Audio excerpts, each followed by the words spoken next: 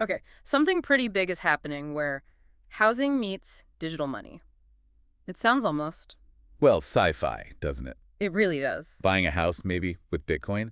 Can that actually help you get on the property ladder? It seems far-fetched, maybe, but the conversation is definitely happening.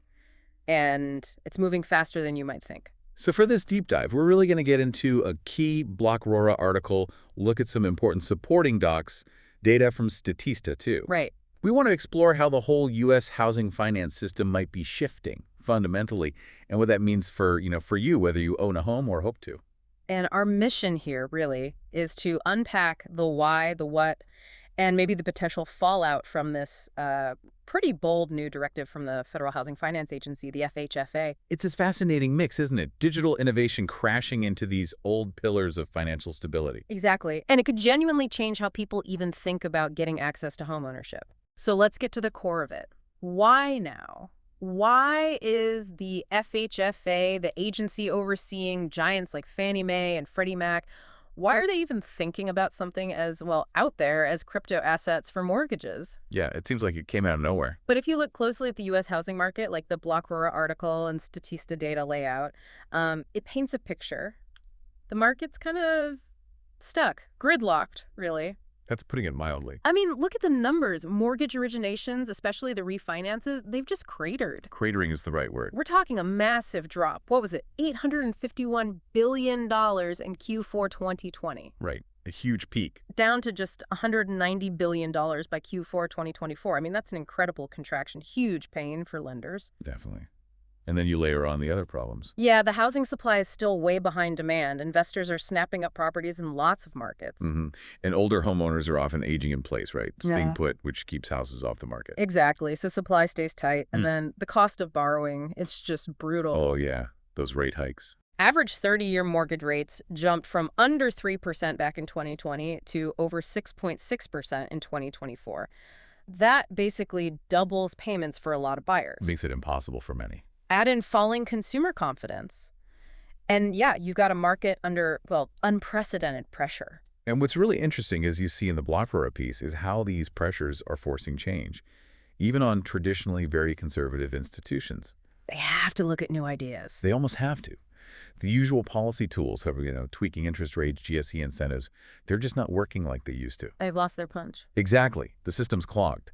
And that's why an agency like the FHFA, which isn't exactly known for radical moves, Right. is suddenly open to exploring this stuff. The Blockrora article even points out FHFA Director Bill Pult publicly criticizing the Fed's high-rate strategy.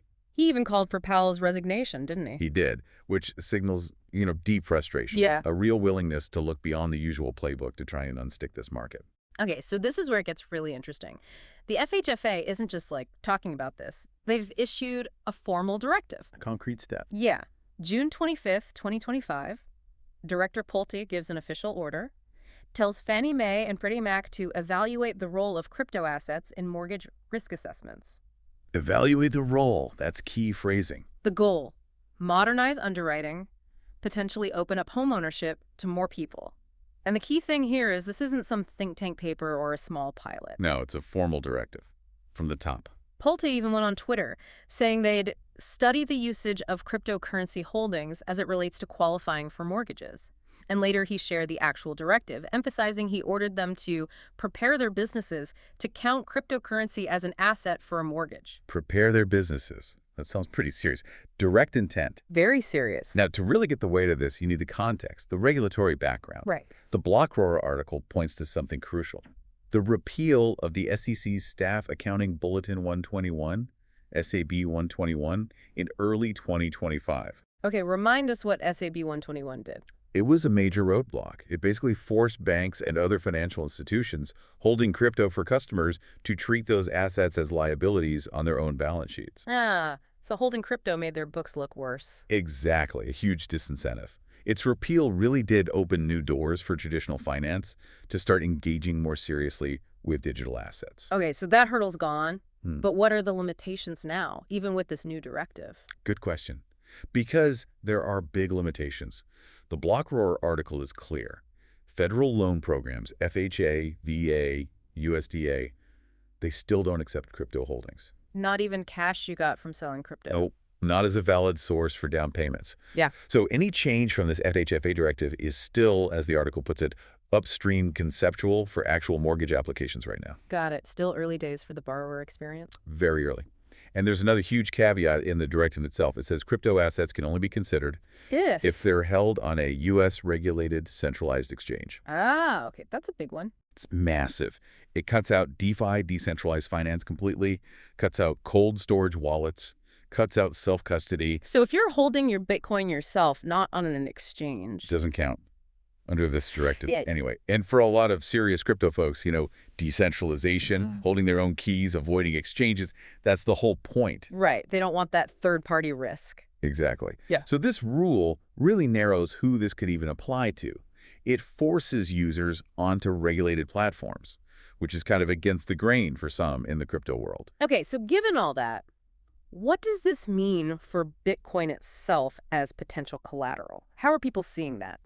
Well, as you'd guess, the Bitcoin maximalists are pretty thrilled. I bet. They argue Bitcoin is almost tailor-made for this. You've got transparent, unchangeable ownership records on the blockchain, Publicly viewable. deep liquidity so you can buy or sell large amounts without tanking the price too much, and a totally predictable supply schedule. No surprise inflation. So they see it as perfect collateral, maybe even better than traditional assets in some ways. That's the argument.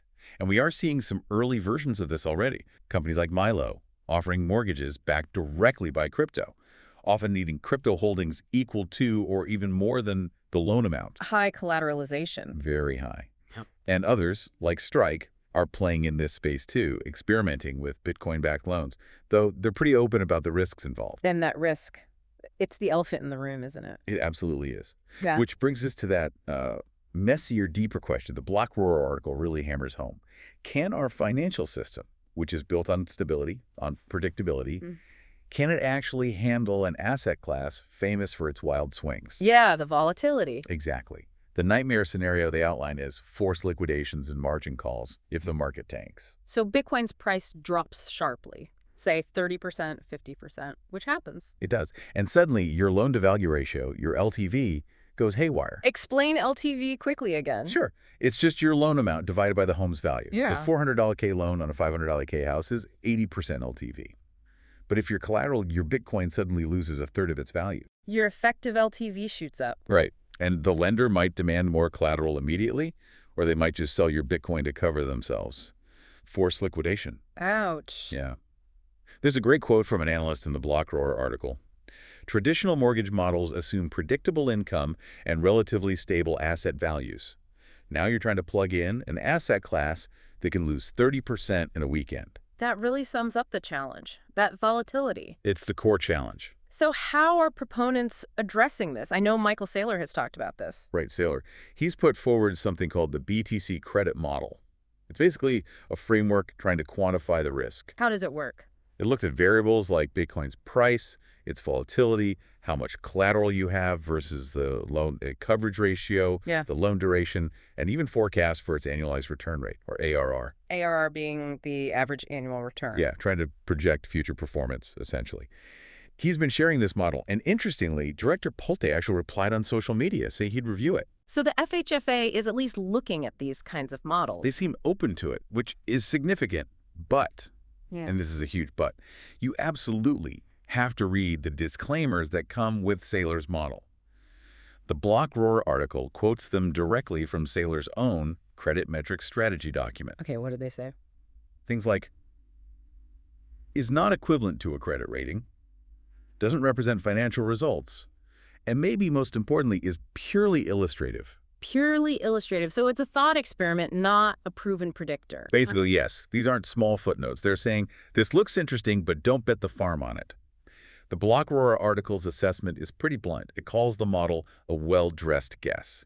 And then it makes this really chilling comparison to anyone who held a CDO in 2008. Wow.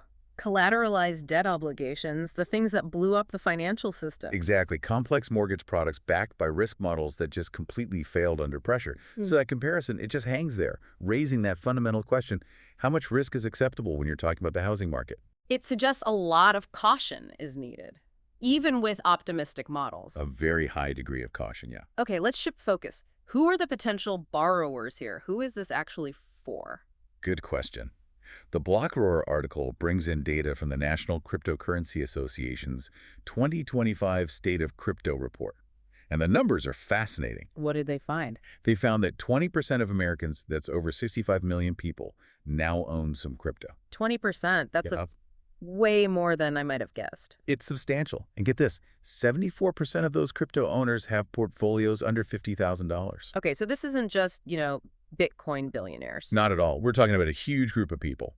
Regular retail investors, gig economy workers, freelancers, younger families. People for whom crypto might actually be, what do the articles say? Their most liquid or only appreciable asset. Exactly that. Think about someone working freelance, getting paid partly in crypto, or someone who hasn't been able to save a ton of cash, but has steadily invested in digital assets. Their main savings might be digital? Could be. And the current mortgage system.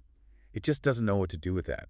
Doesn't recognize it easily. So, connecting the dots, this FHFA directive, if it leads somewhere? It could, potentially, as the Blockrora piece suggests, unlock the mortgage market for an entirely new demographic. Financial inclusion, essentially. That's the potential upside.